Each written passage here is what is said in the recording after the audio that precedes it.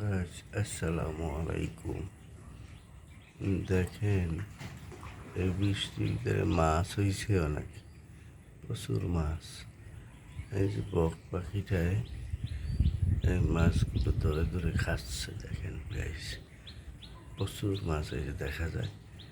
এই দেখেন গাইস, প্রচুর মাছ এখানে। এই যে দেখেন, এই অনেক মাছ হয়েছে যে, এবং এই যে বকটা মাছগুলো ধরে ধরে খাইতেছে গাইস।